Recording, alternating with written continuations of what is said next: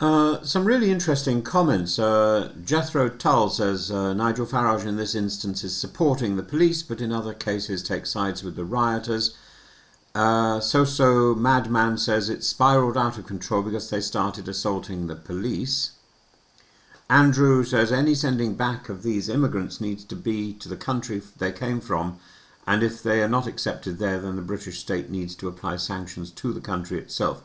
I just don't think it's cricket to send them anywhere else. Use DNA to establish place of origin as a double check.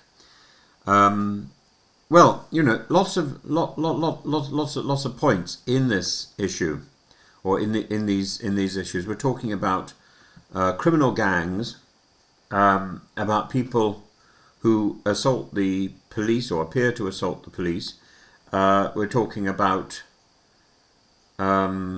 migrants and so on. But I think ultimately we're talking about professionalism rather than simply the moral failings or motivations of individuals involved in both, for example, Palestine action issues and in the Manchester airport assault, where what is at stake is not merely the conduct of protesters or defendants, but the response of the state and its agents. So consider these cases under the lens of institutional legitimacy and procedural justice. Houdia Amori and her organisation Palestine Action engage in direct action targeting British complicity in Israel's arms trade, and their tactics, spray painting, occupying factories, vandalising property, are intentionally provocative. But the decision by the Home Secretary to prescribe the group under terrorism legislation sets a deeply troubling precedent. First, the term terrorism has been stretched beyond recognition. It now includes non-lethal protest that aims to disrupt, not to terrify. To place a non-violent, if militant, protest group in the same category as Al-Qaeda or Islamic State is not merely legally disproportionate but politically inflammatory, and in the end it makes the concept of terrorism nonsensical. Second, such a move risks criminalising belief, not just behaviour.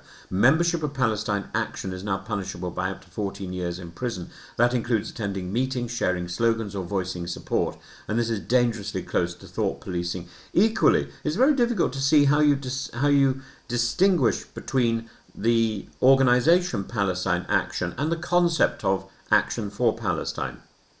Third, when the state reacts to radical protests with maximum repression, it confirms the very claim made by the protesters that Britain is an uncritical ally of Israel and will suppress any meaningful dissent. The moral high ground is forfeit.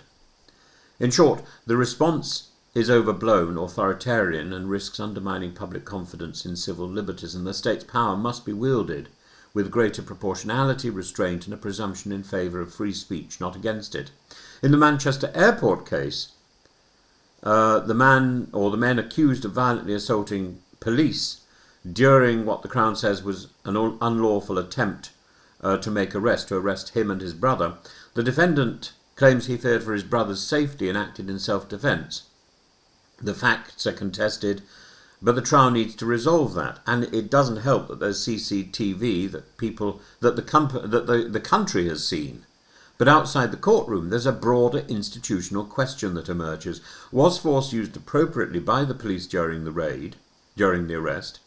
And the original incident allegedly involved a headbutt by the younger brother. Serious, yes, but not terrorism.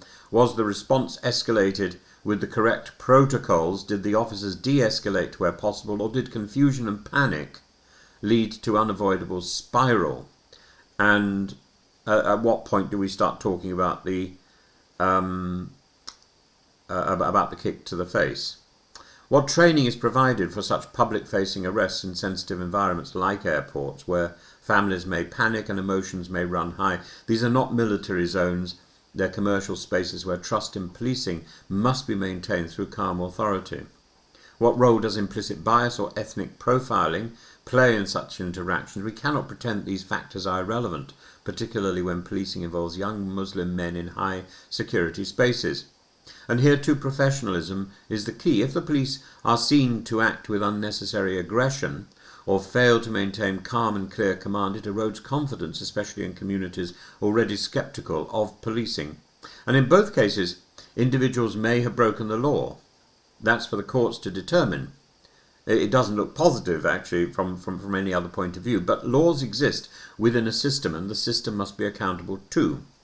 Spraying paint on an arms factory or resisting arrest at an airport are poor tactical choices.